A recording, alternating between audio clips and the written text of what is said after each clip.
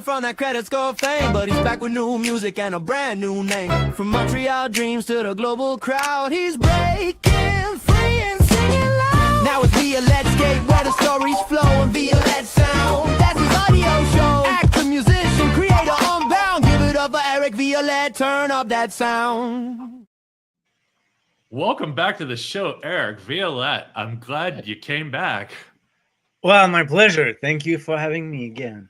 And we've already apologized before we went live that that's an AI song being played for a real musician who really cares about the craftsmanship and the humanity in music. But we don't have the ability to do it. We want to give everybody a fun little intro and then start off light. So, yeah, that's great. It's life is full of paradoxes. It definitely is. We last talked to you 2 years ago, and I'm so glad you came back. Apparently, you didn't screw it up too bad. Hopefully, we've improved things since then, and you have a great time tonight. All right. I hope my voice is in sync. I'm just kidding. You'll kill Josh. You'll kill him. You'll kill him. Seriously, I stopped. I was like, wait a minute. I will not do it again. He's gonna do it all No, night. I'm kidding. All night. So you've been up to a lot. We're going to cover a lot. You've released a lot of music. You've done some acting. We can't talk about all that. We're going to talk about, well, the number one thing, you've released an instrument upon the world that we want to get into, but we're going to let people filter in a little bit. If you're here for that, stick around. We're going to take questions live. If you have them, want to put them in chat. But Eric, I had to tell you, since your video's been up about 2 months ago, somebody left a comment on your video, and I just wanted to read it for you because I know you're probably not doing the ego search and looking at what people are saying. But you got a comment from Kitty named Kitty Patoti. I still think about that jingle. I'll be an Eric fan for life. They're still rolling in. Like, it's amazing that this thing from so long ago. Yeah, I guess it's always going to be attached to you. It's like being in a Star Trek movie or something, like that's not going to leave you anytime. That counts. No, exactly. But I'm happy. I'm happy about it. It's all right. We had a lot of fun. But she's a fan for life. That's great. I don't know if she's referring because she probably doesn't know it's not my voice on the commercials. If she does, maybe she would change her mind, or maybe if she heard my real music, she would be even a better fan. Or I don't know. I think if she heard your music, she'd absolutely be a bigger fan. I am. I still I get your emails. I follow you on Instagram. I'm on your Patreon. By the way, join his Patreon. Thank you. Support art is the best way to put it. And this is art. It is 100% art. It is something I love listening to every time you put something new out. And but she does know your real voice because she commented on a video where we're talking to you. So maybe it is a fan. Because she said Eric too. Like, it wasn't is that the freecreditreport.com guy? Like, it's Eric. So I just think it's great. They're still out there. They're still looking for you. It's still a cool thing. And very impactful on your life. So I want to get into as we let the audience filter in a little bit more. What have you been up to the past 2 years? Just like a high level view of what your life's been like on a personal level. Well, a lot. Well, last year me and my girlfriend split up, and I lost my job as a master fumigator because I was an inspector on boats. I was working as a recording engineer and director for music videos, but I also had this job on the side that was helping me a lot with paying the bills, and I lost that job last year as well. So a lot of things have happened, but it's all for the best. I don't see it as a big drama. It's actually realigning my career and my life in another direction that I really appreciate right now. So I've been doing more music. I've been focused more into my personal projects. One of them is V-Vibe, the instrument that I created and that I make with my own hands. And I've been making more music videos. I'm working on more music. I've released an ambient music album last winter as well. So a lot happened, and it's still still a lot is happening. There's so many projects, and I'm very stimulated by all the arts and the tools that I have. Yeah, so a lot, The- a lot. Yeah, Yeah, nice. Yeah, you gave us a yeah, little tour of your massive music, your ability to create all yeah, your fun toys. And I do want I'm thought let's go into V Vibe right now.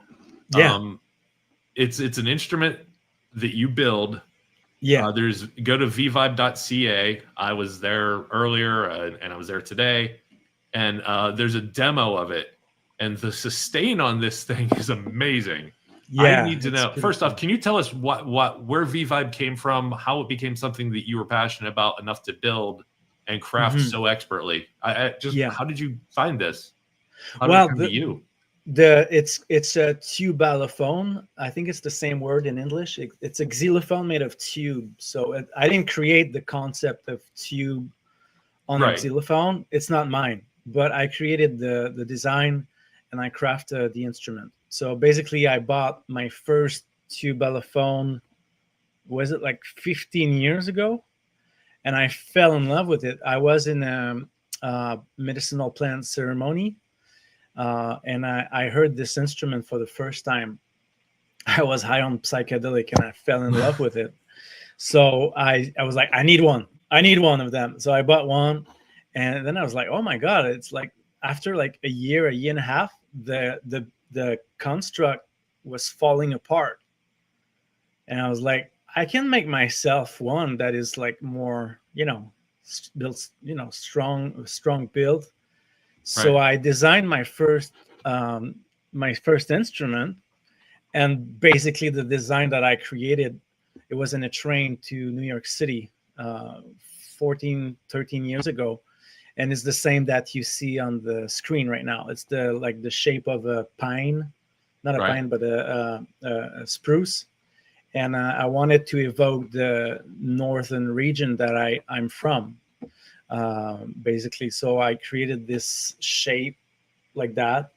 I think it's beautiful, and It is I call beautiful. yeah, and I called it V Vibe. I started to build, make them and sell them word to mouth because people really enjoyed it.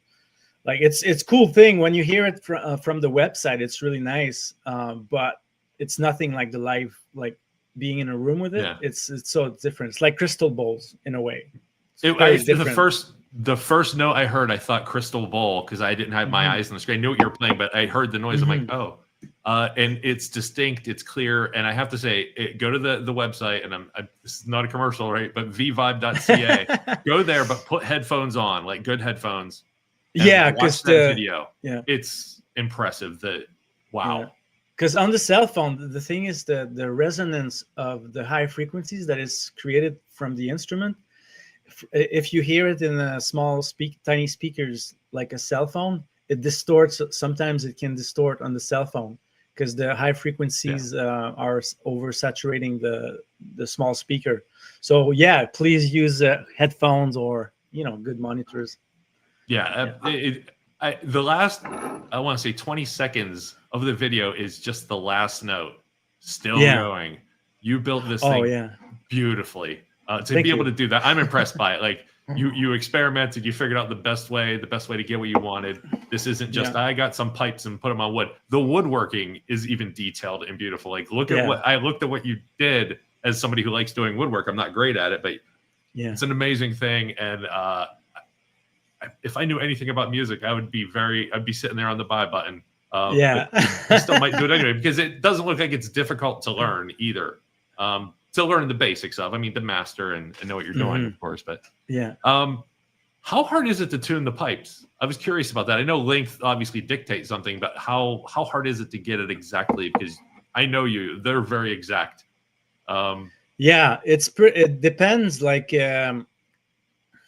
it took me a lot of experimentation to tune it the right way, and I don't want to disclose all my little No, secrets, no, but it's a process that, yeah, it demands time. Like the more material that you have on the pipe, the lower the tone is going to be.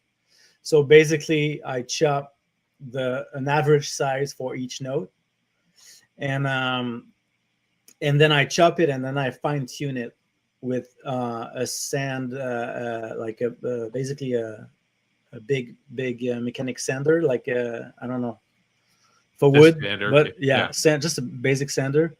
And this is how I tune it, but I need to tune it a little lower than the actual tuning, because there's some more processing that I do to make the colors, and to protect the pipe, because the colors can be can disappear after like a year and a half or 2 years if you don't protect from the oxidation or the ultraviolet ray.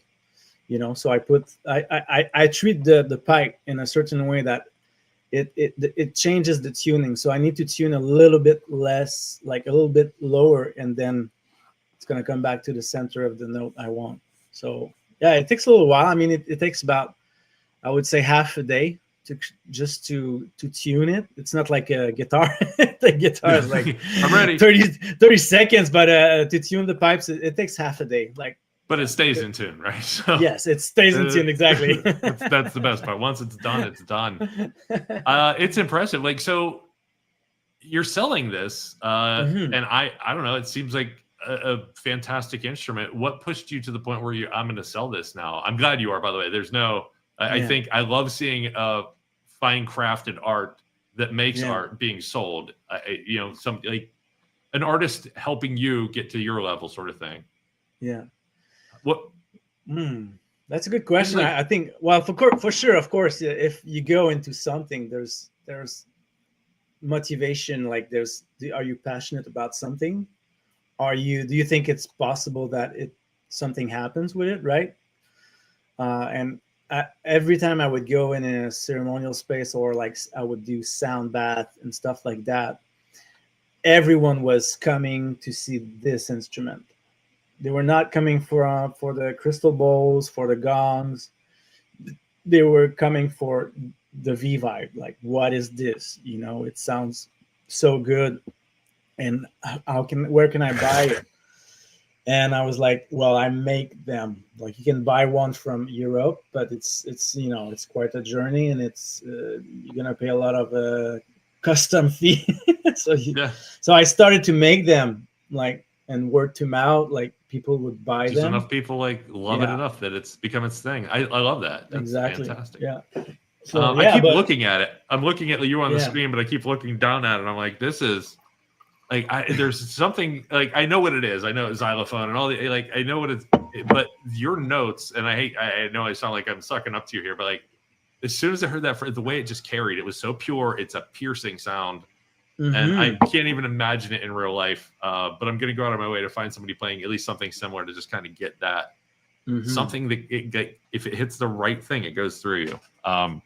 So first off, congratulations on, like, you wanted it, you made it, and then you made it even more than what it was when it started. It has its own journey. So that's really that's cool to me. That's really cool. You're a guy of journeys. Like, we talked about, like, you started off you played Dracula in your first high school play. Got into acting, got back the whole time you've been into music, you centered on music, and now you're doing both. I believe we could talk about the commercial, right, that you have coming up soon, right? Do you want to talk about it? It's like, it's on TV again. Yeah, of course, it's gonna be for furniture commercial. I'm gonna play a guy who's I don't what the concept is. Basically, they're supporting, this company is supporting a lot the Canadian athlete. So all the concepts are around, like, athletes, and it's about, like, people who are, like, my character is a guy who just started to train again, right? And there's this whole funny thing. I cannot disclose the whole thing, but anyways, I'm just gonna play this character that is gonna be just trying to recover from his first training, and I'm trying to sit on a couch from this company, and it's really hard because my legs are so sore. That's it. It's very simple, but it's a lot of fun. Is this commercial we might see down here in the States? No, I don't think so. No. Well, you got to send it to me. I got to see it. Okay, when it's done, I'll send it to you. I'll probably post it on Patreon for the people to Yeah. see. Who Another supports reason me. to join the Patreon if you're a fan. Yeah, exactly. Go Yeah. there. Yeah, Yeah. definitely. I had to ask you. I had a question. I have it still written down in my old notes from the last video. Yeah. Where'd it go? Where'd it go? On the shoot, and I hate to keep going back to this. On the shoot you did for Free Credit Report, there was a character known as the Old Lady. Yeah. And she went on to be a famous prankster. Oh yeah. For years. Was she ever pranking people on? Like, I don't think they just find people that aren't have that sort of sense of humor. Was she pranking? Was she doing anything on set to make herself stand out? Because that's a good question. She's it's a long time ago. She's a sweet one. Okay, she would come on the set with cookies, like box of cookies or like cakes that she had made the day before, and she would go around and like, hey, want some cookies? She was so sweet. Awesome. I think that I'm not sure. I don't want to. If my memory is correct, I think on the pirate commercial, which is one of the first one we filmed, it's the director Danny Leonard, who died a couple years ago. I think I remember him saying, "Be mean. We're gonna film you and look at him like he's like you're disgust, or like look at him and like you don't like this guy." Yeah. And she would do like this thing, right? But she's the sweetest person. Like she was I don't know where she is right now. It's been a long time. I looked her up to do this because I didn't want to get in. I think she's I believe she's still out there doing stuff, honestly. Yeah. I didn't find anything bad, let's put it that way. But like I think it's amusing, like the woman who gave you shit in the commercials is giving you cookies earlier. Like, Yeah. the juxtaposition of it all. I want to know, so you have two main music projects of your own, Violettescape and Violette Sound. Yes. I had to ask, like, where do you find yourself? How do you divide between the two? Like, is it a mood thing? Like today I'm feeling like I really need to express this part of myself. How do you pick what project you're working on, or does it pick you? Yeah. There's another project coming in, by the way. It's going to be more electronic music, like live performance electronic music. I started to jam with my a friend of mine, and we're going to bring this out soon. It's going to be performance. It's not going to be like studio kind of thing like Violette Sound or Violettescape. Well, I really enjoy creating soundscape. Because it's, for me, when I create ambient music, I really like it because it's like a laboratory, let's say. It's a way for me to explore different textures, different sounds, and it allows me to discover more about my tools, like synthesizers and stuff. Right. Not that I'm not doing this for Violette Sound, but it's just the vibe is very different. Like it's ambient 100%. Music, first of all. It's so, but it opens the door for me to explore more than when I'm with Violette Sound, I write a song and then I'm composing arrangement. I'm still exploring, a lot, but I would go to my tools that I know more than, I'm exploring experimental. Yeah, exactly. It's just that the ambient music is a playground that is already so experimental that it brings me further down the rabbit hole. It brings me even more beyond what I usually use as my go-to tools, let's say, or synthesizers. As you're going there, like, what if I did kick the square wave? And just what would happen? You feel comfortable in that state. I feel like the sound, the sound seems more like it's driving you versus scape is you're part of. One is you've arrived somewhere and it's around you, and the other one is moving you through it. Is kind of the feeling I get when I listen to them. I like that. Yeah. I don't know if that's how you feel it or intended it, but that's the beautiful thing about an artist meeting somebody who's a fan of, like, that's not what I meant, but cool. more of Violette's sound is coming, by the way. Good. I just finished filming the sequel of Are You Ready? My first song under the name of Violet Sound. There's another song that is ready. It's called Stay Still. And I'm just waiting for the music video to be done because the song is finished, and there's more coming. So hopefully, when I get more time, I will finish these songs. But yeah, because right now there's only one song released on their Violet Sound. So, yeah. So. But it's a big piece. I say go for it. And again, you get more info if you're on the Patreon, which you have a free level too, right, on your Patreon. Yes, there is. Yeah. So people, you can go and enjoy your artist without, but support where you can. I'm trying to think. The videos. You mentioned the videos, and your videos are no joke. Do you do your own editing and filming? And several, I think you possibly do. But what is your process everything for creating video? Yeah, they're as important to the full piece as the music to me. Like you care as much about that as you do, I think, the audio. Yeah. Oh yeah. And it shows. Can you talk me through that process? Do you have a vision in mind when you start, or like the first note and then you get a vision? How does that work for you? And then I'd even like to hear a little bit on the tools you use to edit, like you're always go to use. You always use this app or this? Yeah. Well, I composed my song, like Are You Ready? For example, I started to compose that song 9 years ago. Sometimes the song is like, it's one thing. It's like within a month, it's all pretty much done, whatever. But this song took me 9 years. It's a long, progressive, ambient song. Not mainstream at all. It's not pop music. It's really, I would say it's hard to digest musically, to be quite honest and transparent, but it was just a vision that I had because I envisioned that epic journey through this music. And I was for sure definitely having visions about the music video, for sure. It was happening as I was writing it down.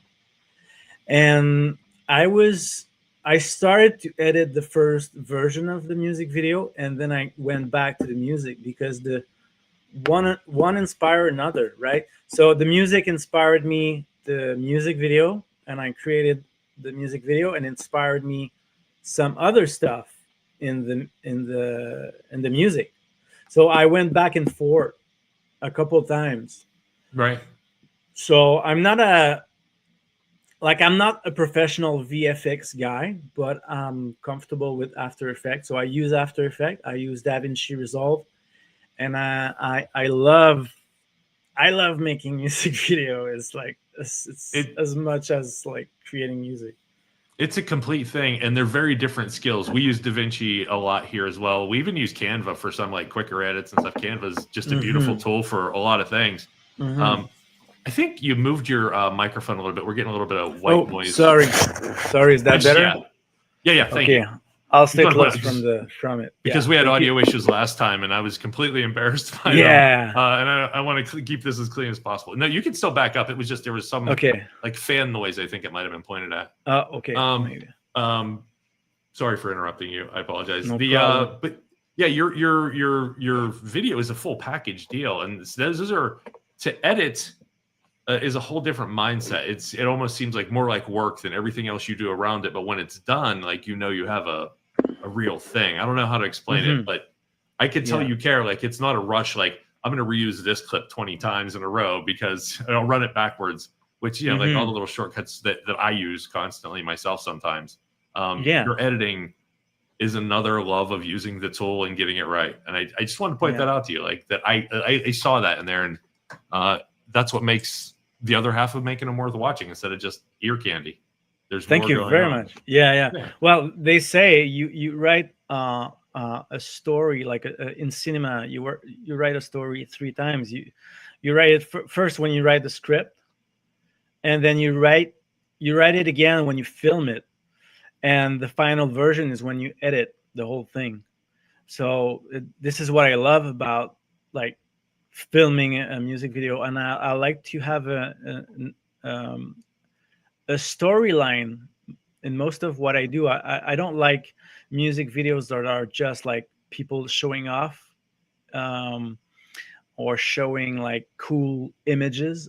I mean, I love cool images, but I really like to tell a story Yes. through a music video. That's my thing. I'm not saying that it's the other stuff is bad, but this I don't like it, like personally. Yeah, And and I you like a storyline, and like to me, to write a story 3 times, it's beautiful, and it allows a lot of surprises to happen.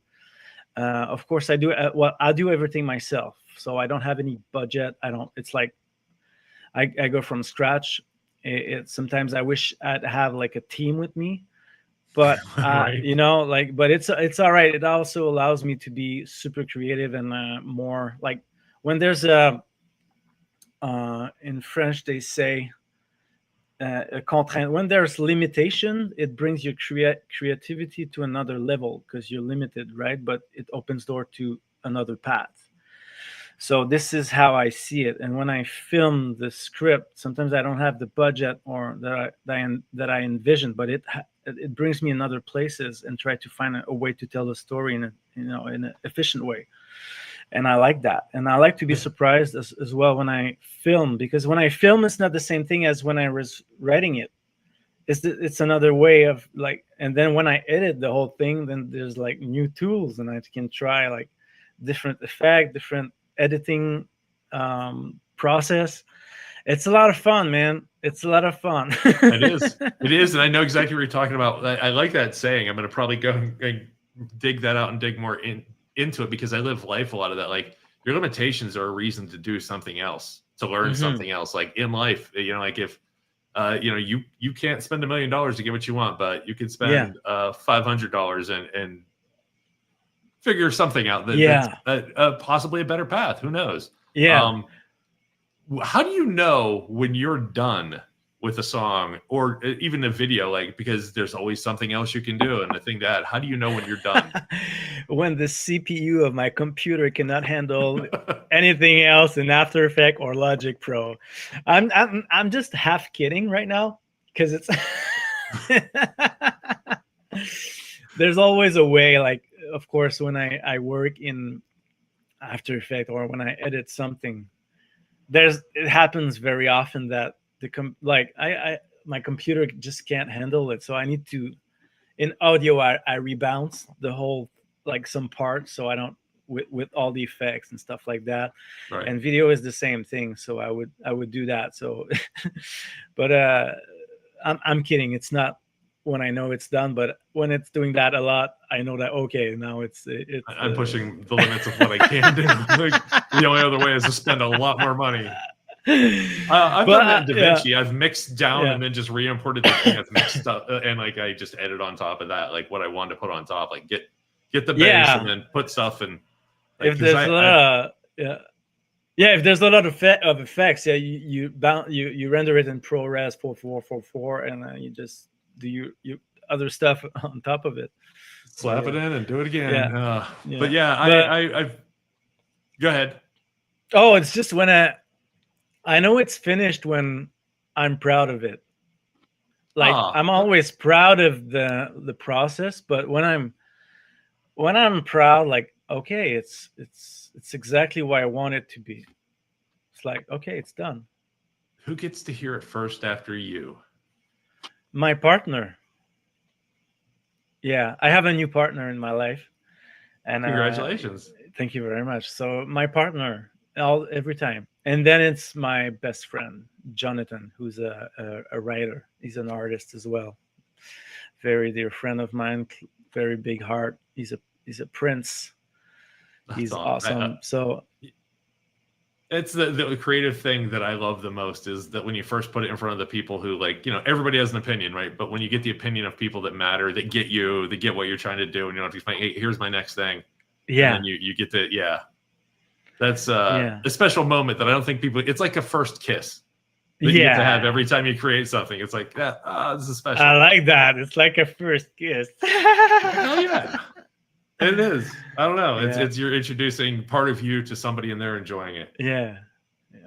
That sounds a little totally. too intimate. Totally. You guys, Zaz and Dan should have interrupted me there and said, "Quit that, guy, and stop touching your neck." I see him. He's been yelling it the whole time on mute. Guys, you were all over this conversation the last time. I want to definitely bring you in because these guys are both musicians. None of us are on your level of any of this stuff. So feel free to jump in and like. I mean, to be fair, we all designed instruments at one point, but none of them worked, and they're all terrible ideas. So congrats on creating an instrument. That's absolutely phenomenal. I did have a question about that if I'm not shifting gears too hard. No, please do. Yeah, it was like, so there is like this old, like, what's the word for it? Quirk, I guess, when writing. It's like shoehorning, right? It's like you want to kind of, you have like either you're shoehorning lyrics to fit the music, or you're fitting the music to, shoehorning the music to fit the lyrics. It's always just this weird piece. Like you're just trying to like organically like build. With this new instrument, do you find yourself like trying to shoehorn, because a lot of your music it's just very emotional. I feel like there's a lot of feel to it. It's not so mechanical as much as it is driven by like emotion. Again, I'm speaking clearly from my perspective. I could be way off base. But with that said, it's like when you're creating music like that gets that level of deep and where any little slight change could like, just mess with the flow. Are you worried about shoehorning the music to fit the instrument or the instrument to fit into your music? Something along those lines. Are you worried about that at all, or what's driving that, I guess? No, I'm not worried at all. Okay. I just dive.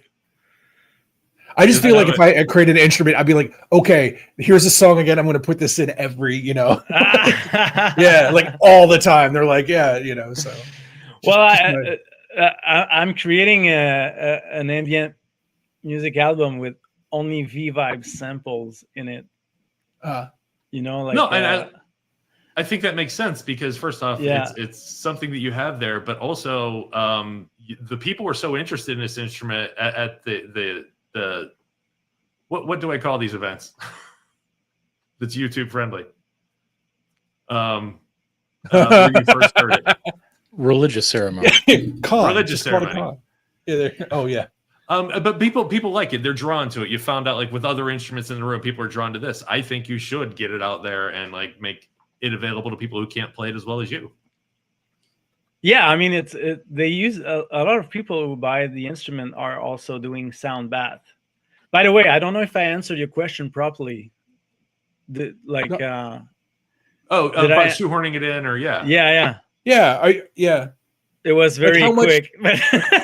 No, it's totally fine. I kind of lost myself, like talking, trying to get my thought out. But essentially, it's just like how much is having a new instrument motivating your music now? Like I imagine it's like if you have you're like, oh, now this like opens up a whole new chapter. You know what I mean? At least. But it's to be honest, I've been I have like V-Vibes all over the house, and I've been playing for like 12 years now. So it's to me, it's not like a new instrument. Yeah, it's like an old friend. Right. But I'm also, I don't use it very much, to be honest, like on my projects, and I'm gonna use it more. First of all, to promote it, but I'm gonna use it also because I don't think it's been heard in a whole lot. I haven't used it in any of my recordings. So I was gonna bring that up. Yeah, hence the reason why I want to make an album. So I've sampled all my like 2 V-Vibes, and I've sampled them in a very high sample rate, so I can also detune the whole thing. So I'm creating a music album, ambient music, that is only using V-Vibes samples, and I'm also like using the sample of the instrument in very, very fucked up way. In a way, I mean, like with synthesizers nowadays, you can put a sample in it, and I can create a a kick drum if I want, like with Yeah. the V Vibe sample. I just low pitch the whole thing. It becomes a sine wave that is super fat and low pitch, and then I create an envelope, and then I create another pitch that makes the attack of a kick super high, and I can create anything out of a sample, right? So you So could be the Yeah. Trent Reznor of tubular music. Well, I think yeah, man. Hell yeah. Fuck yeah, I love that. Trent I just Reznor, like the idea. yeah. Sorry. Yeah, go. No, I just like the idea that you're the first person to use a synthesizer to actually get stuff done, because I think any one of us, you put us in front of a Moog and we're going to be there for 2.5 days just giggling, going, hear this? Yeah. This sounds cool. And that's all you get done. And then you walk away and you're like, what did I do? Nothing. I just played with sounds for decades and got zero accomplished. So congrats to you, man. As Well, a guy thanks. who can't play anything, Yeah. one of my future, like if I ever get that big money, I'm having a Moog just because I want to beat on one, like. Oh yeah, man, There's it's so so much much fun. fun. I created. I just posted a video on Facebook last night. I was having fun with I have a MPC Live 2 Akai. It's like a beatbox, Okay. Yeah. but and I have a Moog Voyager, and I can control voltage the Moog Voyager from the MPC, and I created this. I was just having fun with it, right? And I created like a choir of birds singing. And I filmed anyways, it was just beautiful, so random. Like I was just playing with it, and then oh my god, really super realistic, beautiful choir of birds. And I'm glad you told that story. I just saw it on Instagram. You posted this, and I'm like, Yeah, I it posted does it, sound like- like birds. That was an accident. that was an accident. I was Yeah, like, exactly. yeah, I came I in thought you nature just- because yeah. I thought Sorry. you just had a music sample, like a sample of birds. You're like, no, I want to play birds. I didn't realize you literally. No. with that. I created it, but yeah, it was cool. Yeah. Anyway. Good shit. Good shit, man. Love I it. Love it. Do you have any other instruments that you think that someday you might make your version of? Like something that also speaks to you, like that's percolating in your brain, like someday I'm gonna make one of those too. Well, I want to create different design for V Vibe, but there's no other instrument right now that I'm thinking of. Like, oh, okay, because it's to be honest, it's a lot of work to like. It's pretty simple. I mean, it's a frame made of wood and copper tube. To make it pretty and to make it last. To make like it your great, your first one, like to make it well. Yeah. And something that like not even just for you, it'll be handed down. It's a good enough instrument that'll be around for generations if moderate care is taken. So totally. I think it's super solid. I made it in a way that is super solid, but I don't think there's nothing right now that I want to pursue has in terms of like making a musical instrument. Maybe someday, maybe I will someday. Now I'm really into sound design, and I really want to put more time into my own music because V Vibe is really cool, really stimulating project, but it's also very time consuming. So one day I also want to give the making of the instrument to someone, like a friend who's just gonna build the instruments instead of me, because I'm building them in my shed and. But I'm more called to make music and create music for me or for different artists who comes here that I produce. Yeah, you said you're going to be playing live soon. You looking forward to that? Like, I miss playing live. I wasn't as a vocalist way back in the day, and I loved playing live. Just it was neat. Butterflies yet? Oh yeah, but it's a project that. It's so weird. It's a guy that I've met last summer in a electronic music festival. He was making a DJ set, and I was dancing my ass off. It was so good. And then we didn't speak, but I went to pick up my blanket because we were about to leave the next day, and he was sitting on my blanket. So I started to chat with him, like, "Hey, what's up? I really love your set, whatever." And then I see him in another music festival. I was like, "Oh my god, you again? cool. I think we should jam together. Just come to Right. my place. Maybe we compose some music. And he came to my place, and I was like, yeah, I don't know what we're gonna do. Like, I didn't know the guy very much, and I just plugged. He said I brought a little beatbox, like a Roland T1, T8, whatever, very small. He said I never use it. I just brought it just in case you want to try it. I said, yeah, let's try it. Let's plug it in. And he started to make some beat with it. And I started to play with my Moog, my Nord, and my synthesizer. And we started to jam, and we didn't even know each other. And we were just having so much fun. And after an hour, we stopped and looked at each other like, I think I know what we're gonna do. And we started to jam even more. He came the next week, and then we would start to jam, and it's like, oh, I think we have something going on. So we want to do like live performances of like improvising electronic music live on the spot. Yeah, I love it. cool. Yeah, I love. I let me know as you go. Like, not in the winter, but I'm looking for a reason to get up into Canada. If it'll warm up a little bit, and I'll come up there to see that. not in the winter though. No. I'm too cold here in Pittsburgh right now, and it's 40. I hate it. Like 40. What is it in Celsius? Celsius, 40, right? No, that's negative 40. That's the same both ways, right? Yeah. This is my new fun game. I love this. Go. This is great. What is it? 32 is freezing, so 32 is 0. Yeah. So whatever 40. Oh is. yeah, 40. Yeah, Yeah. it's about the same here right now. I like the Yeah. idea that any little bit of detail in that story could have like changed the whole dynamic of what you just told. Like you're like, oh, I just grabbed a beatbox. They all come in different shapes and sizes.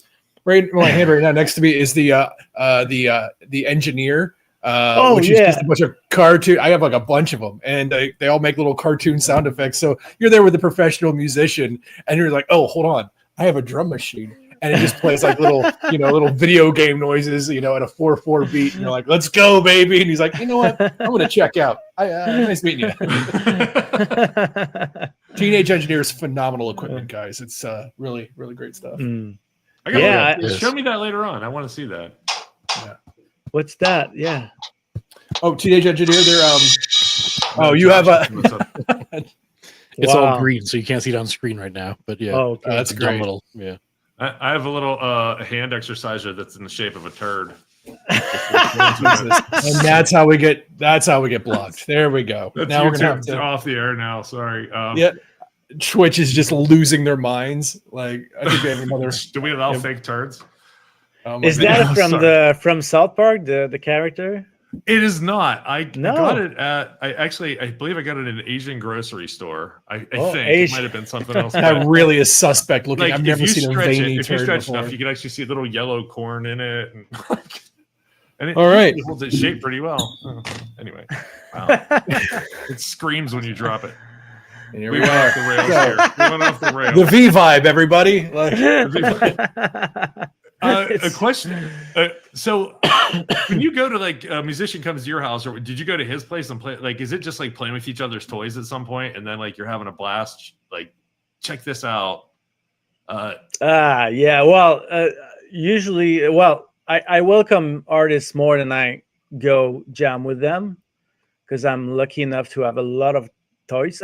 So usually people come and we play with them. But That's a great thing about having a lot of toys. I really enjoy playing with others, someone else's toys, for sure. Yeah, It just happens that in my surrounding, it's me. But when I go to another musician who has different toys, my God, I enjoy it so much. It's so much fun. Sound design, synthesizers, guitars. It's like discovering another universe in a way. Each instrument has his own personality, his own. I love it. even the moisture in the air, like not with electronic instruments so much, can change the sound of something enough that you're writing a different song than like I don't know. I remember like sitting down with actual musicians and we're just like, wait, I feel like doing this, and it's just something happened. Either they plugged a different patch cable in and it's shorting or whatever. I don't know. There's a different vibe every time you get together with somebody, and I love that. And it's also them and their moods and the day and the year. You've done collaborations, which is what I'm trying to get at. If correct me if I'm wrong, over on Instagram or your Patreon, I should say, you've posted a couple collaborations with people. Did you want to talk about some of those? Yeah, of course. It's an idea that I had last year. I wanted to collaborate more with musicians. I wanted to. It's music is a language. I love playing by myself, but it's like the joy of sharing that with someone was missing for me. So I started to call some musicians, friends, and hey, you want to jam with me? You come here. We record, we film, we post it, or we don't. Sometimes we don't, and we just have fun. I make you like a nice dinner. We eat, and then we go play and have some fun. Are you in? Yes. No. Okay. Cool. Come. And then this was happening. That's as simple as that. I love the fact that, like, in talking to you, I feel like you're a very meticulous person about a lot of things, but yet you live your life organically. Like, yeah, that's cool. Let's get together or not, Like, Yeah. but like when you're working on things like the V Vibe or your videos, you're meticulous. You have Oh yeah. you have rules for yourself and for your project or the moment. How does that work out in your life? Would you say, like, in general, like, when do you notice you're being meticulous about something? It depends.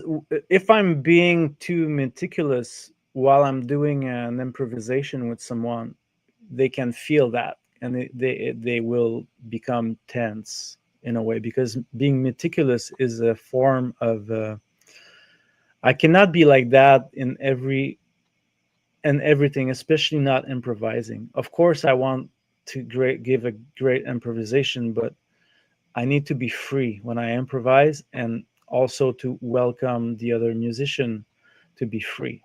So I cannot be, oh, this note is not good. Oh, let's do it again.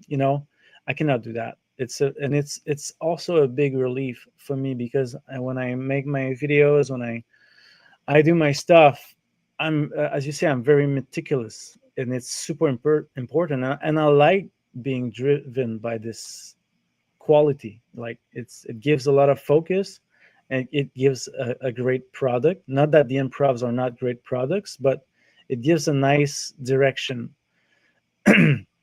But it's important to be free within that state as well. You can be meticulous and being free, and this is sometimes a fine line, because you can, otherwise you become anal, and it's not nice. Because when you're anal, it's not nice for the other people, but also towards yourself, because it becomes like a prison, and I want to enjoy my creative process as much as possible. And I enjoy being a perfectionist, but I also enjoy being free within that realm. And especially with other artists, and even when an artist is coming here to record, like, for example, Are You Ready? I was recording, we recorded the drum from Lydia. She's a great drummer, but it's a fine line, because of course there's an idea. I want an idea, and I want the artist to propose something as well. I want her to be free. So it's a conversation. I cannot be so meticulous about something, at the beginning, especially not at the beginning, because we're in a collaboration, definitely, we're creating the vocabulary, we're creating the vibe, so it needs to be an open conversation. And then as time goes on, oh, I like that is good, like make that a little bit more precise. Same thing with Wissam, who did the bass track on parts of Are You Ready? Like, it depends. I try not to be too anal, but it's also different with every artist, because some artists really like, please be super precise with, but then I'm also like, I want your opinion. I want I want you to nourish me, and then I will nourish you. It's like an exchange.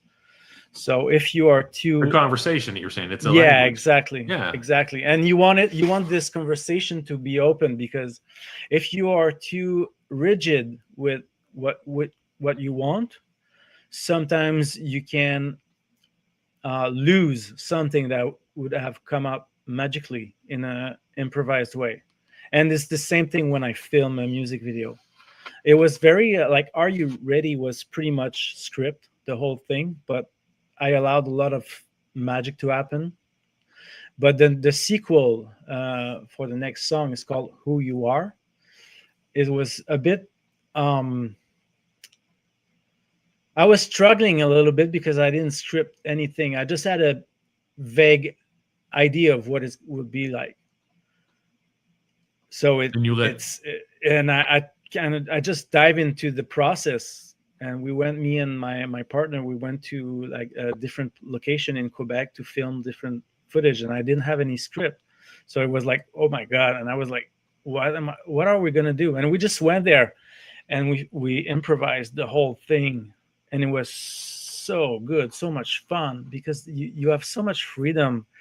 And if you, as a creator, if you are too attached to a certain result, sometimes you can lose something better.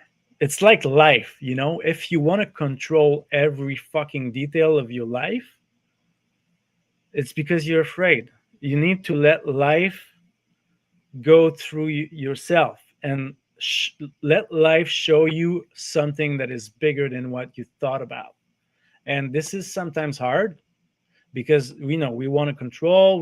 It's the same thing as an artist. The same process as, it's the extension of my life. Right. It's the same extension. It's the extension of my life, right? And I think every artist can relate to that. There's a part of control, yes, of course. You do the work, you do the scales, you have to be disciplined. You do your thing. You gotta move on. You gotta walk the path. But you also need to be free within that.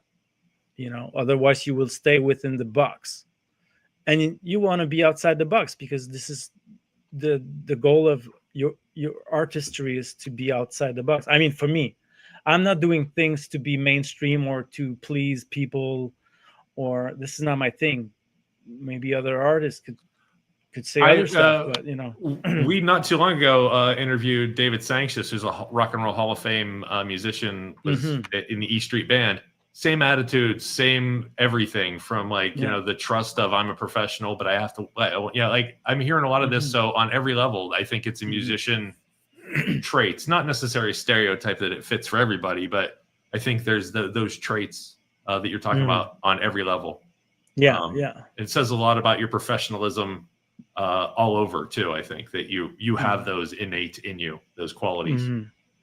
I love hearing it. And I'm probably going to replay the end of this conversation. It is so powerful, everything you said, that I hate ending this early, but we're close to the end, and I don't think we're going to get anything better than that in this conversation. Eric, you're amazing, and I love having you back. Do you have anything that you want to pitch or plug that's coming up soon? Besides get on the Patreon, the URLs, which we'll have below here and everything. What else? What I can say,